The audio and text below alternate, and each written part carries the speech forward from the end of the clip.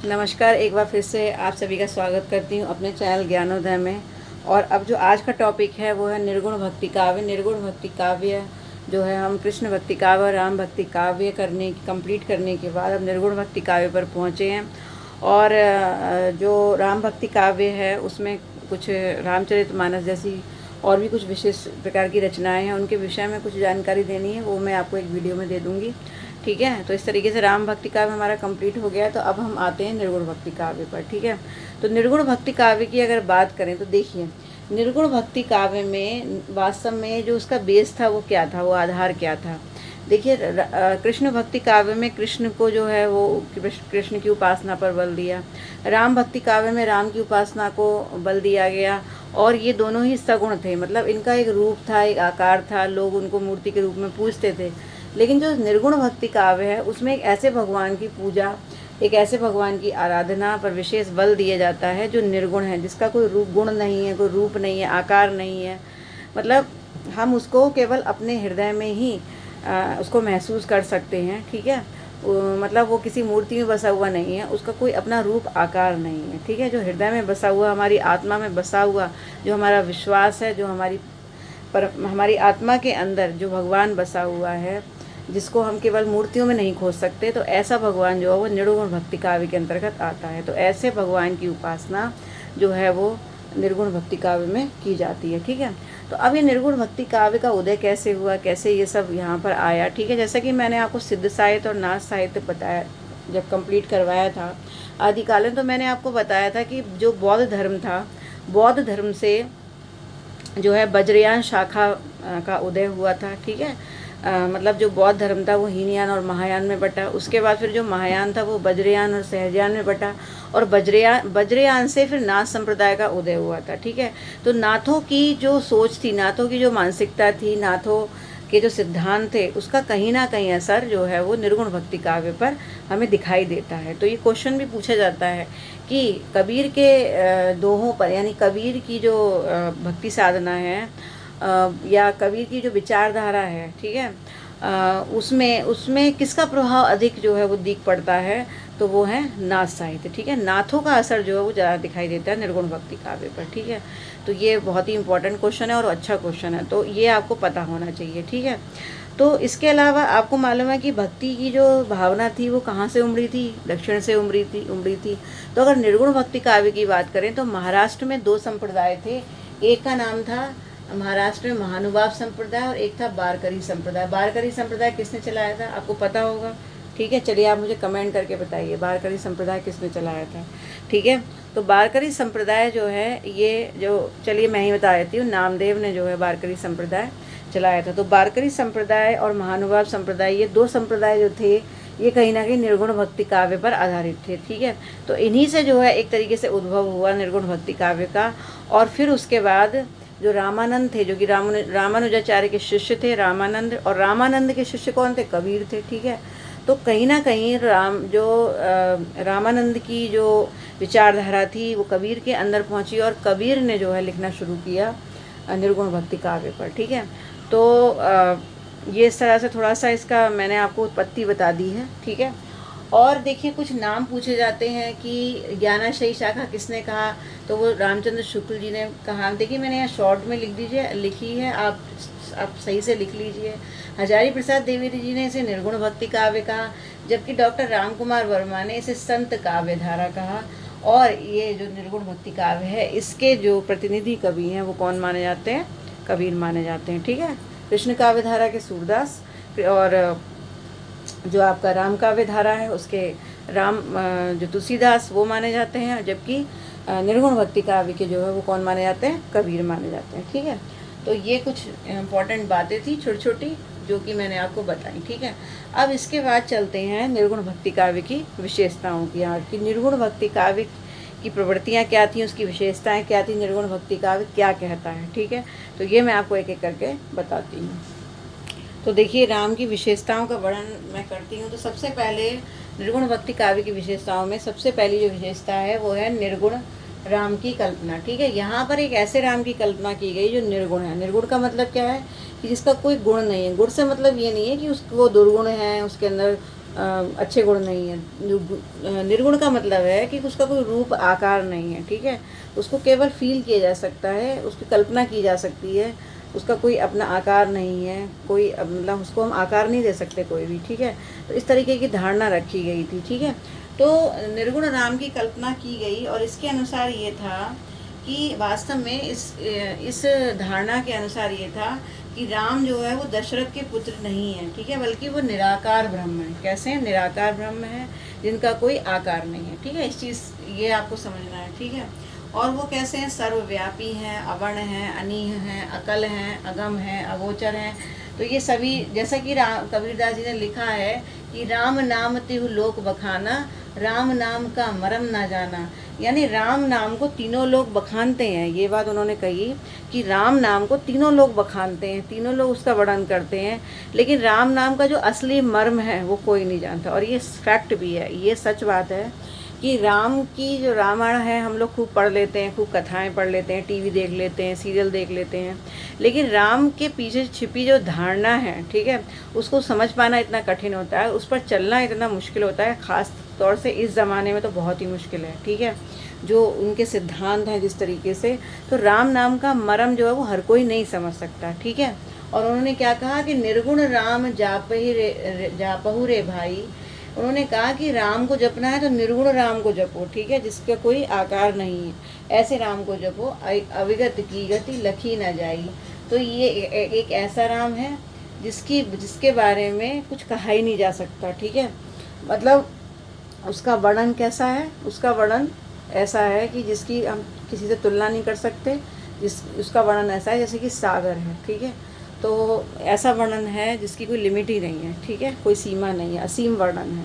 तो इस तरीके से कबीरदास जी ने राम को जो है वर्णन करने की कोशिश की, राम का। उसके बाद फिर आता है एकेश्वरवाद। दूसरी जो इसकी विशेषता है वो है एकेश्वरवाद। एकेश्वरवाद के अंतर्गत ये कहा गया कि ईश्वर क्या है? एक है, ठीक है। चाहे वो हिंदुओं का ईश्वर हो, चाहे वो मुस्लिम का ईश्वर हो, किसी का भी ईश्वर हो, किसी भी धर्म का ईश्वर हो, ईश्वर सिर्फ एक ही है, ठीक है। तो एकेश्वरवाद इसीलिए कहा जाता है अद्वैतवाद, ठीक है। अद्वैतवाद की जो धारणा थी वो कबीर ने दी थी। उन्होंने ये कहा कि ईश्वर द्वैत नहीं है बल्कि अद्वैत है, यानी आत्मा और परमात्मा क्या है? एक ही है, ठीक है। तो हिंदुओं का ईश्वर मुसलमानों के ईश्वर से भिन्न नहीं है, वही रहीम है, वही करीम है, वही राम है। इस बात पर विशेष बल दिया कबीर ने। और ये बात कही भी उन्होंने कि यह सिर नवे न राम को ना ही गिरियो टूट, ठीक है। उन्होंने कहा कि ये सिर नवे न राम को, ठीक है, कि केवल राम को ही ये सिर नहीं नवता है, ना ही गिरियो टूट, ठीक है। ऐसा नहीं है कि राम को ही हम सिर नवाएंगे, इससे ना ही गिरियो टूट, इससे तुम गिर करके टूट मत जाना। क्यों? क्योंकि अगर हम राम को ही सिर नवाएंगे, ठीक है, तो अगर मान लीजिए कोई मुस्लिम है, अगर वो राम को ही सिर नवाएगा, ठीक है, तो ऐसा नहीं है कि वो गिर करके टूट जाएगा, ऐसा नहीं है। बल्कि राम एक धारणा है, राम एक सोच है, ठीक है। ऐसा नहीं है कि राम मुसलमान के नहीं है या राम कृष्ण के नहीं, मतलब राम जो है वो हिंदुओं के नहीं है। राम को उन्होंने सिर्फ एक सोच का नाम दिया है ना। तो उन्होंने कहा कि यह सिर नवेना राम को, केवल राम को ही सिर नहीं नवाना है, बल्कि हमें हर धर्म को एक ही समझना है, ठीक है। कि जो अल्लाह हो या फिर किसी अन्य धर्म का कोई भी देवता हो, अल्लाह हो गया, जीसस हो गए, चाहे जैन में अगर आ जाए महावीर स्वामी हो गए, बौद्ध में आ जाए भगवान बुद्ध हो गए, राम हो गए, कृष्ण हो गए, सब एक ही हैं। उन्होंने ईश्वर को क्या माना? एक माना, एकेश्वरवाद की संज्ञा दी थी, ठीक है। इसीलिए उन्होंने कहा आन देव नहीं परसिए यह तन जायो छूट, ठीक है। कि ऐसा नहीं है कि आप ऐसे देव को परस लीजिए, मतलब ये नहीं है कि आप एक ही देवता को परसिए, ठीक है। मतलब एक ही देवता को आपको नहीं परोसना है, आपको एक ही देवता की पूजा उपासना नहीं करनी है, बल्कि उस सोच की उपासना करनी है, उस भावना की उपासना करनी है जो कि संसार में परोपकार की भावना को हमारे अंदर लाती है, ठीक है। तो ये बात जो है कबीरदास जी ने कही थी, ठीक है। तो इस भावना को अपने अंदर रखना है, यह तन जायो छूट, क्योंकि ये तन जो है वो एक दिन छूट जाएगा, ठीक है। तो ये बात एकेश्वरवाद के अंतर्गत कही है। उसके बाद अगला पॉइंट क्या बनता है, चलिए आगे देखते हैं। तो देखिए आगे ये विशेषताएं हैं। तो ये विशेषताएं क्या हैं? पहली ये तीसरी बनती है गुरु की महिमा, ठीक है। कबीरदास जी ने जो है वो गुरु की महिमा का वर्णन किया है और गुरु को जो है वो भगवान से श्रेष्ठ माना है। क्यों? क्योंकि उन्होंने ये कहा कि वास्तव में ईश्वर तक पहुंचने का रास्ता जो है वो हमें गुरु ही बताते हैं। तो इसलिए गुरु को उन्होंने सर्वश्रेष्ठ माना है, गुरु को आगे रखा है। जैसा कि आप सभी जानते भी होंगे, आपने ये दोहा पढ़ा भी होगा, गुरु गोविंद दोऊ खड़े काके लागू पाए। यानी गुरु और गोविंद दोनों खड़े हैं तो मुझे किसके पैर लगना चाहिए, किसके पैर छूने चाहिए? बलिहारी गुरु आपने गोविंद दियो बताए। यानी मैं आप पर बलिहारी करता हूँ, मैं आपके पैर छूता हूँ। किसके? गुरु के पैर छूता हूँ, क्योंकि हे बलिहारी गुरु, आपने मुझे गोविंद तक पहुँचने का रास्ता बताया है। तो ये जो है गुरु की महिमा का वर्णन किया है। और भी कई ऐसे दोहे लिखे हैं, जैसे कि उन्होंने लिखा है, सदगुरु की महिमा अनंत, अनंत किया उपकार, लोचन अनंत उघाड़िया। और इस तरीके से ये पंक्ति दी हुई है। तो इसमें क्या है कि सतगुरु को उन्होंने क्या किया है, उसकी महिमा को अपार बताया है। और उन्होंने कहा है कि जो है गुरु ने क्या करा है, लोचन अनंत उघाड़िया। यानी हमारे आँखों पर जो पट्टी बंधी हुई है मोह माया की, उसको उघाड़ दिया है, उसको रिमूव कर दिया, उसको मिटा दिया है। ठीक है, तो इस तरीके से गुरु की महिमा का वर्णन जगह जगह पर संत कवियों ने किया है। ठीक है, उसके बाद फिर आया जाति पाति का भेद। ठीक है, तो जाति पाति का भेद, उन्होंने जाति पाति को कुछ नहीं माना। आपको मालूम है, अभी मैं आपको बताऊंगी ये बात भी, कि जितने भी संत कवि थे वो सभी कहीं ना कहीं कोई ना कोई कामगार कवि थे। कोई जुलाहा था, कोई धोबी था, कोई जो है मोची था। ठीक है, बहुत सारे जितने भी कवि है वो कोई ना कोई ऐसा काम करते थे, कामगार थे सारे। ठीक है, और जाति पाति में भी ज़्यादातर सब नीची जाति के ही थे। ठीक है, तो नीची जाति शब्द सिर्फ मैं इसलिए यूज़ कर रही हूँ,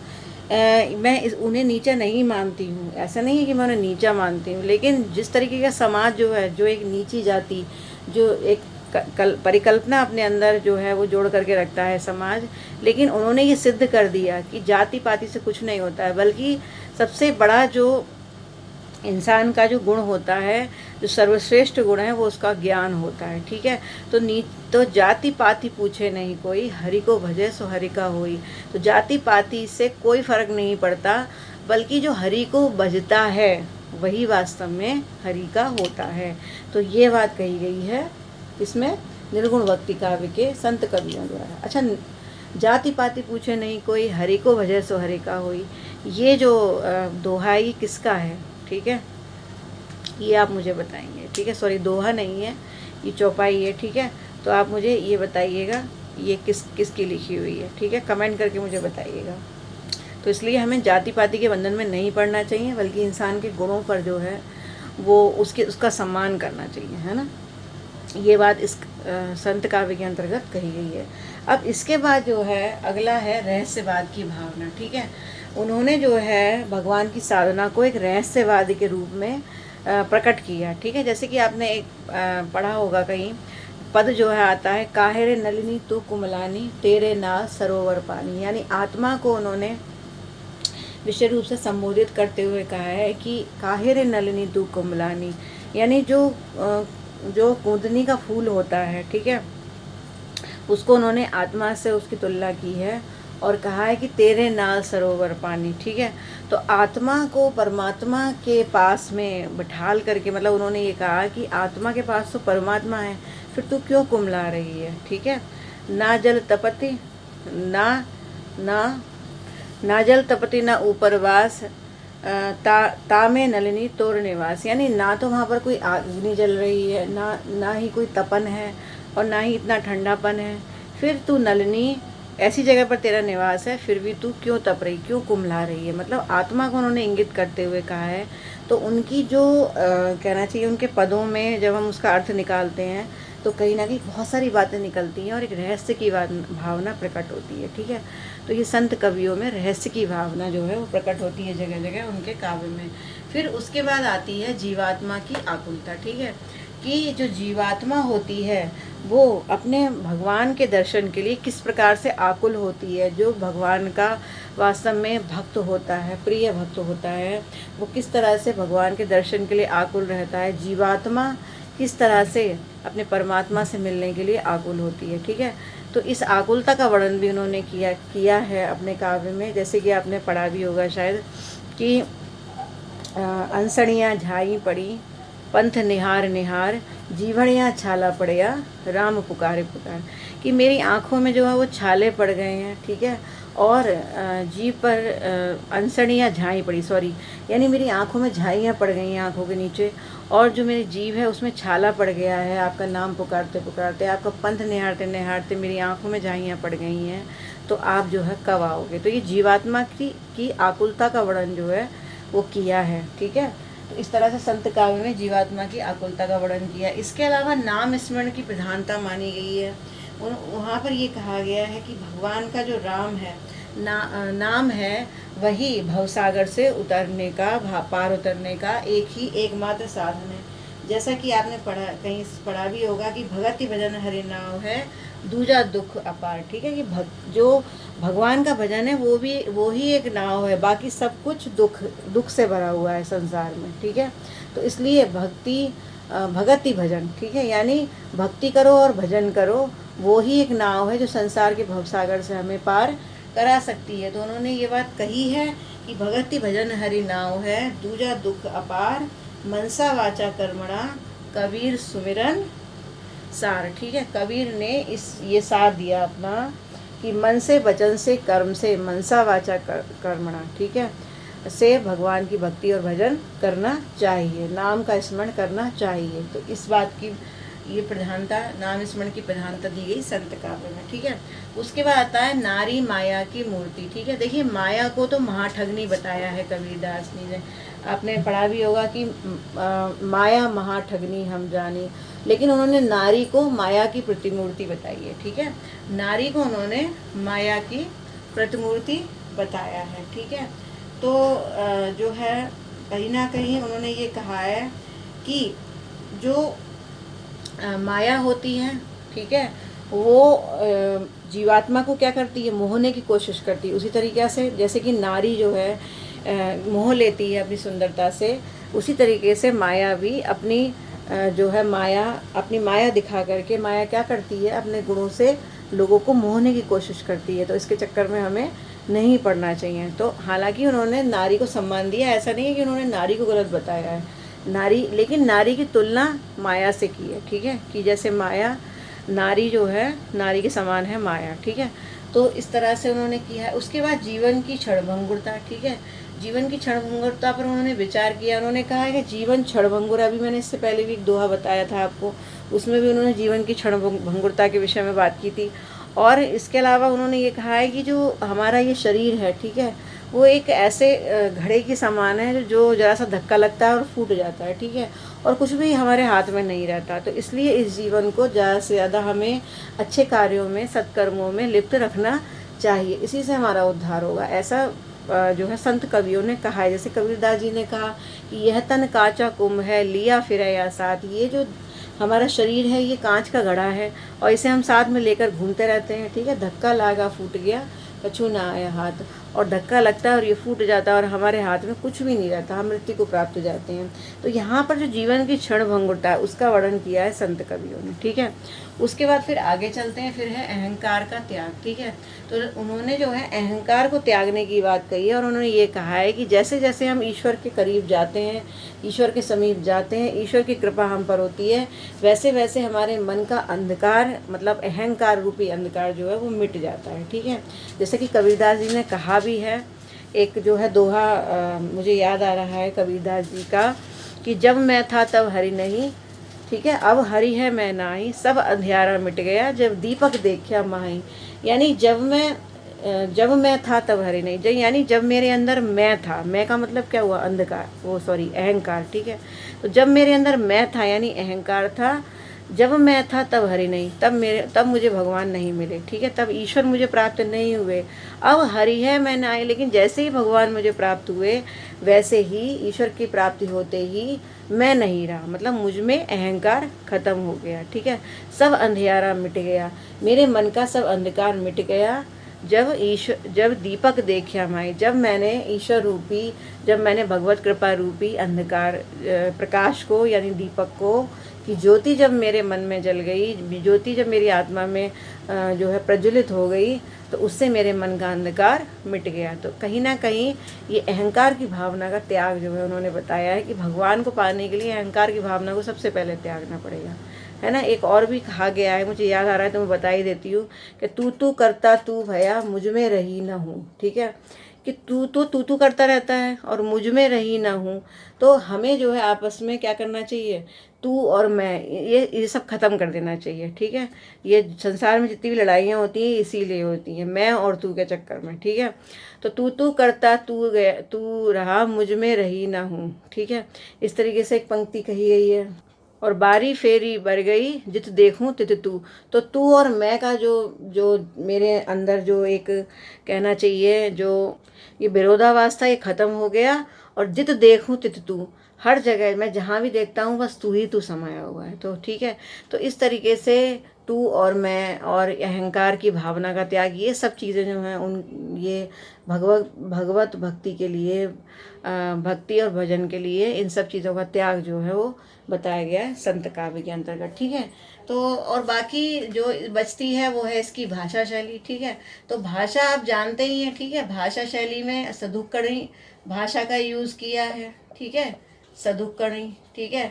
और हजारी प्रसाद द्विवेदी जी ने क्या करा है, सॉरी इसमें अड़ा वैसा वाला लगे, ठीक है। हजारी प्रसाद द्विवेदी जी ने इन्हें वाणी का डिक्टेटर भी कहा है कबीरदास जी को, ठीक है। जब कबीरदास जी पढ़ाऊंगी तो आपको जरूर बताऊंगी, ठीक है। अच्छा, सदुक्कड़ी भाषा किसने नाम दिया था, चलिए ये मुझे आप कमेंट करके बताएंगे कि मैं ये क्वेश्चन इंपॉर्टेंट सीरीज में रखूंगी जब मैं आपकी लाइव क्लास लूँगी। और आपकी लाइव क्लास, हाँ, आपको एक विशेष जानकारी और देनी कि आपकी लाइव क्लास मैं जल्दी ही लेने वाली हूँ। आई थिंक 2 या 3 दिन के अंदर मैं आपको लेने से पहले 1 दिन पहले आपको इन्फॉर्म कर दूँगी। जो लोग टेलीग्राम ग्रुप पर हैं, फेसबुक ग्रुप पर हैं, उनको तो मैं वहीं पर बता दूंगी, लेकिन आपको एक छोटा सा वीडियो भी दे दूंगी, क्योंकि अभी काफ़ी लोग जुड़ने बाकी हैं टेलीग्राम और फेसबुक पर, तो सब पर जानकारी नहीं पहुंच पाएगी, इसलिए एक छोटा सा वीडियो दे दूंगी कि मेरी लाइव क्लास कब होगी। लेकिन आप तैयार रहें, मेरी लाइव क्लास जल्दी से जल्दी अब शुरू होने वाली है। और मैं अब 4-5 लाइव क्लास आपकी लूँगी, जितना भी मैंने आपको कराया उन सबका रिविज़न करवाऊँगी, ठीक है। तो जो है सदुक्कड़ी किसने कहा, चलिए आप मुझे बताएंगे। बाकी वाणी का डिक्टेटर मैंने आपको बता दिया। सदुक्कड़ी क्यों कहा जाता है, क्योंकि इनकी जो भाषा है, पंचमेल खिचड़ी भी कहा जाता है इसको, ठीक है। क्योंकि इसमें कई सारी भाषाएं जो समाहित है, उर्दू, फारसी, राजस्थानी, ब्रजभाषा, पंजाबी, अवधी, खड़ी बोली, ये सभी भाषाएं मिश्रित रूप से जो है यहाँ पर इनका बोलबाला दिखता है हमें। तो इसलिए जो है भाषा शैली है सदुक्कड़ी है, पंचमेल खिचड़ी कही जाती है, ठीक है। और बाकी जो और कुछ बातें बची हैं निर्गुण भक्ति काव्य में, वो जब मैं आपको कबीरदास पढ़ाऊंगी, कबीरदास पे तो पूरा आपको बताना पड़ेगा। कबीरदास, सूरदास और तुलसीदास, ये 3 कवि तो आपको पूरे अच्छे से ही पढ़ाने पड़ेंगे, और जायसी, ठीक है। इनका तो आपको सब कुछ ही पढ़ाना है रचनाओं सहित। हालांकि तुलसीदास मैंने कंप्लीट कर दिए हैं, बाकी सूरदास, कबीरदास और जायसी, ये 3 मुझे अलग अलग वीडियोज़ में आपको बताने हैं, ठीक है। तो जब मैं आपको कबीरदास कराऊंगी तो आपको और ज़्यादा क्लियर हो जाएंगी चीज़ें, और भी कई चीज़ें मैं आपको बताऊंगी, ठीक है। तो अब बचती हैं निर्गुण भक्ति काव्य की कुछ रचनाएं ट्रिक के साथ, उनके रचनाकार, बाकी कुछ इम्पॉर्टेंट बातें, ठीक है। कुछ इम्पॉर्टेंट प्रश्न बनते हैं, जैसे ये सदुक्कड़ी, पंचमेल खिचड़ी, अब यहाँ पर भी कुछ क्वेश्चंस बन रही है, मैं क्वेश्चंस में आपको करवाऊंगी, ठीक है। और भी बहुत सारी चीज़ें हैं जो यहाँ पर आपको मिलेंगी और पूछी जाती हैं, ठीक है। तो अब जो है देखिए, संत काव्य में रचनाकार तो हो ही रहे हैं। अब ज़्यादा से ज़्यादा मैं आपकी लाइव क्लासेस लूँगी, ठीक है। मैक्सिमम कोशिश करूँगी कि आपकी लाइव क्लासेस लूँ, पहले जितना कराया उसका रिवीजन करवा दूँ, और साथ में आपका जो है एक जो ये प्रेमाश्रयी शाखा वाला बचा है और ये ट्रिक्स बची हैं, ये कंप्लीट हो जाएंगी, और लाइव क्लास साथ साथ चलती रहेगी। जब ये कंप्लीट हो जाएगा उसके बाद फिर हम रीति काव्य स्टार्ट करेंगे, ठीक है। तो देखिए, धीरे धीरे हम कर ही रहे हैं सब कुछ, और कभी कभी थोड़ा सा गैप भी हो जाता है। मैं स्पीड पकड़ने की कोशिश करूँगी जल्दी से जल्दी और भी अच्छी। और ज़्यादा से ज़्यादा आप सभी से निवेदन है कि आप टेलीग्राम ग्रुप से और फेसबुक ग्रुप से जुड़ते रहिए मेरे से, जिससे आपको जो है थोड़ा सा आप मेरे से डायरेक्ट जो है मेरे कांटेक्ट में रहेंगे। अगर आपकी कोई भी क्वेरी है तो आप पूछ सकते हैं, ठीक है। तो ये ज़्यादा अच्छा रहेगा आपके लिए। बाकी चैनल अगर सब्सक्राइब नहीं किया तो कर लीजिए, लाइक कीजिए, शेयर कीजिए अपने मेरे वीडियोस को अपने फ्रेंड्स को, और इसी तरह से देखते रहिए और पढ़ते रहिए, मुस्कुराते रहिए, स्वस्थ रहिए और मस्त रहिए। और इन्हीं शुभकामनाओं के साथ फिर विदा लेती हूँ, और फिर मिलती हूँ नेक्स्ट वीडियो में। नमस्कार।